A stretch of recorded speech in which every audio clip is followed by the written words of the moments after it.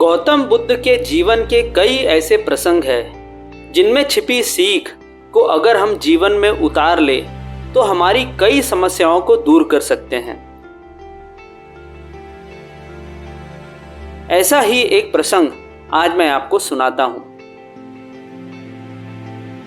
एक व्यक्ति का वैवाहिक जीवन सही नहीं चल रहा था। बार बार उसकी पत्नी से झगड़ा होता था। एक दिन तंग आकर वह जंगल में चला गया। जंगल में उसे महात्मा बुद्ध अपने शिष्यों के साथ दिखाई दिए। बुद्ध शिष्यों के साथ उसी जंगल में रुके हुए थे। दुखी व्यक्ति भी बुद्ध के साथ रहने लगा और उनका शिष्य बन गया। कुछ दिन बाद बुद्ध ने उस व्यक्ति से कहा कि मुझे प्यास लगी है, पास की नदी में जाओ और पानी लेके आओ। गुरु की आज्ञा मानकर वह पानी लेने नदी किनारे गया। नदी पहुंचकर उसने देखा कि जंगली जानवरों की उछल कूद के कारण पानी गंदा हो गया है। नीचे जमी हुई मिट्टी ऊपर आ गई है। व्यक्ति गंदा पानी देखकर वापस आ गया। उसने भगवान बुद्ध को पूरी बात बता दी। कुछ देर बाद भगवान बुद्ध ने फिर से उसे पानी लेने के लिए भेजा। वह फिर से नदी की ओर चला गया। जब वह नदी किनारे पहुंचा तो उसने देखा कि पानी तो एकदम साफ था, नदी की गंदगी भी नीचे बैठी हुई थी। तो यह देखकर वो बिल्कुल हैरान हो गया।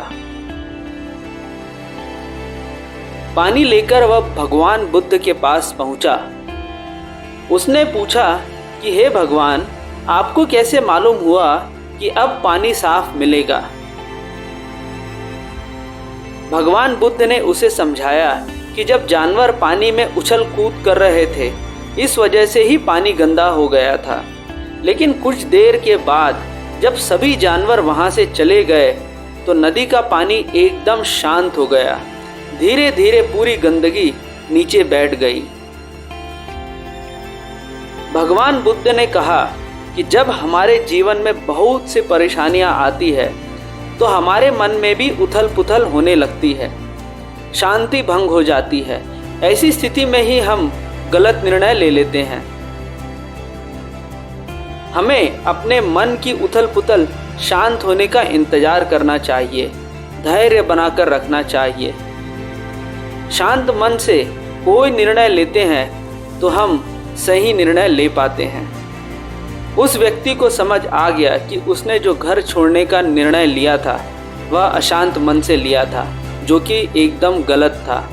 उसने भगवान बुद्ध से घर लौटने की आज्ञा मांगी और अपनी पत्नी के पास चला गया।